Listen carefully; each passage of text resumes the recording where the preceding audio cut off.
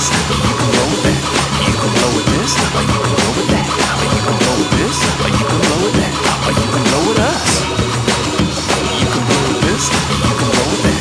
You can blow with this, or you can blow with that. Or you can blow with that.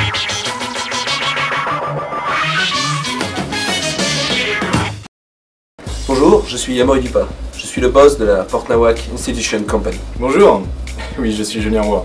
Je suis le PDG de Port Nawak Institution Company. Bonsoir, je suis Rodolphe Bernot, PDG de la Port Nawak Institution Company. Aujourd'hui, Port Nawak va tenter de répondre à ces questions que vous vous posez tous sur les adolescents. Genre, qu'est-ce que mange un jeune? Comment faire quand on est attaqué par un adolescent dans la rue et qu'il fume du cannabis? Quelle est la différence entre un jeune et une rondelle de saucisson? Pourquoi? Comment un adolescent arrive-t-il à se cultiver avec le dos des paquets Golden Graham? Est-ce qu'il est ton ami ou est-ce qu'il te déteste? À quoi sert un jeune? Si toi aussi l'adolescent te fait peur, nous sommes tous là, moi et mon équipe, pour t'apprendre à quoi sert un adolescent. On va t'expliquer ça tout de suite.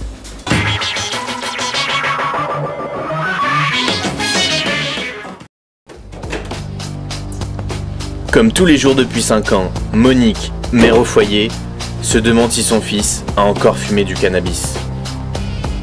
Son fils, c'est Jean-Hervé. Il a 18 ans et fume du cannabis depuis l'âge de 13 ans. Entre la mère et le fils, c'est le conflit permanent. Le cannabis a fait de Jean-Hervé un étranger pour Monique. Je considère mon fils comme un drogué. Une petite loque, un junkie. Oui, c'est terrible à vivre, hein.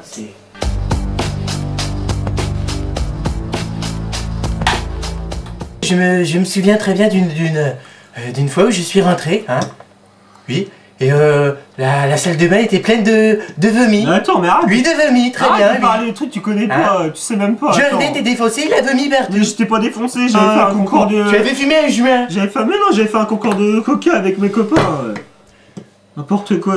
Tu avais vomi partout. C'est pour toi, vomir. Tu avais vomi partout. Les doutes de Monique étaient bien fondés. Un quart d'heure après le repas, Jean-Hervé sort fumer du cannabis avec un copain.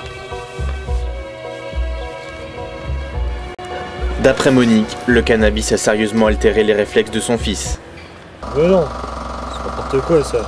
Ça, c'est ce que tout le monde y dit, quoi.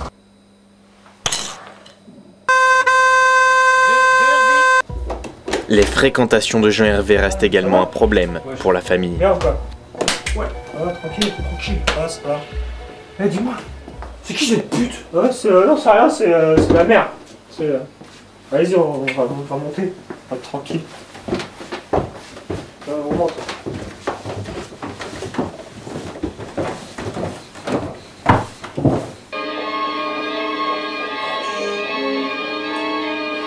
Chose à faire quand on te marche de toute façon, et elle aura à y aller.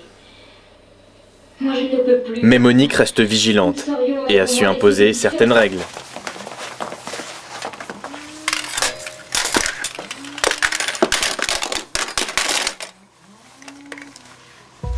Tu sais très bien ce que j'en pense, hein, de tout. Même les trajets en voiture les plus courts sont une occasion supplémentaire pour Jean-Hervé de provoquer sa mère. Tout ce qui est pas droit là, tout de suite c'est des trucs de délinquants. Tu te drogues, hein? Attends.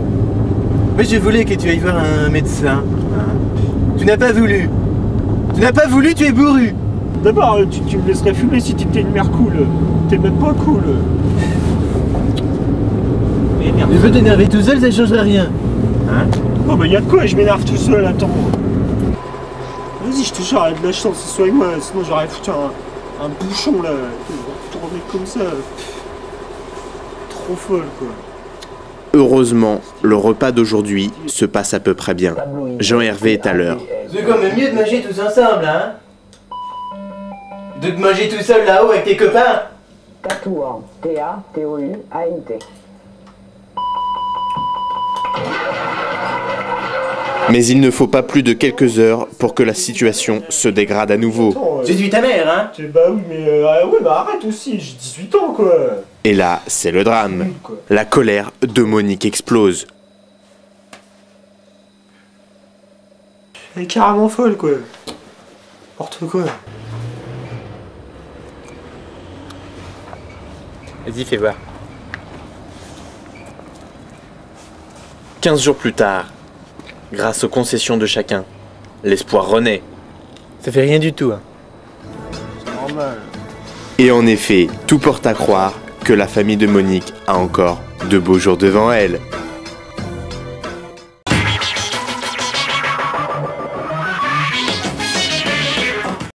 Tu es une adolescente en fleurs et tu n'as pas encore claqué tout ton argent dans les CD de Star Academy. Alors cette nouvelle chanteuse est pour toi, Moru.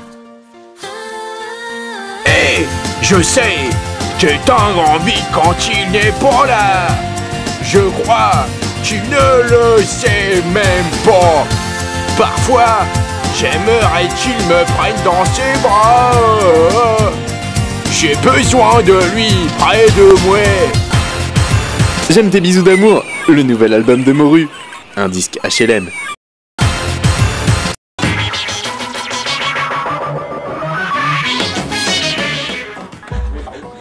L'adolescence est un âge ingrat, où il est parfois facile de devenir un rebut de la société. Jonathan et David n'ont pas ce problème. Ah, c'est David, c'est mon meilleur pote. J'adore ton style. Oh, c'est mon style, la scapule, trop quoi. C'est mon style. Ils ont 13 ans et sont meilleurs amis. Ce week-end, Jonathan et David ont décidé de faire une boum. Lui par contre, c'est Benoît, ou Mongolito, comme le surnomment affectueusement ses petits camarades. L'adolescence ne lui a pas fait de cadeau. À 14 ans, Benoît n'est pas un adolescent comme les autres.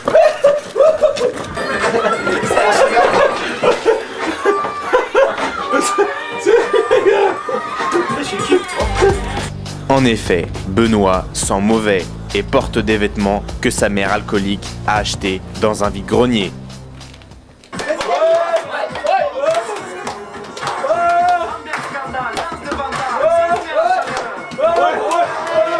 Cela explique pourquoi la présence de Benoît jette un froid sur la soirée de Jonathan.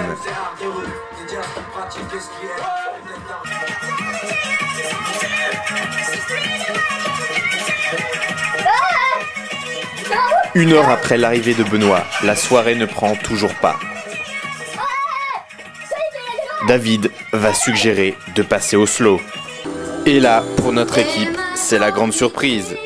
Benoît, malgré sa grande laideur et l'odeur d'urine et de pâté qui imprègne ses vêtements, arrive à séduire Kelly, cette petite salope. Mais l'équipe n'est pas au bout de ses surprises. Un quart d'heure plus tard, les deux adolescents sortent du garage. Nos caméras décident de les suivre. Et là, la vérité nous saute aux yeux. Leurs parents seront ravis d'apprendre que ces deux petits merdeux fument du tabac en cachette.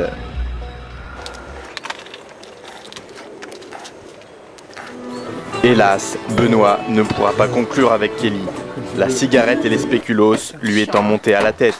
Putain, t'as bousillé ma fête. Pour Benoît, ainsi que pour nous, c'est la fin de la soirée.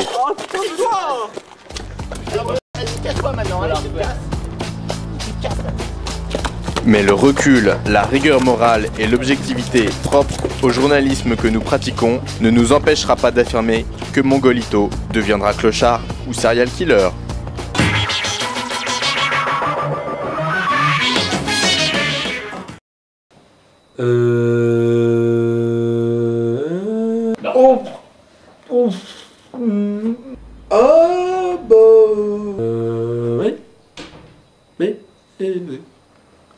Non, aucune idée. Non.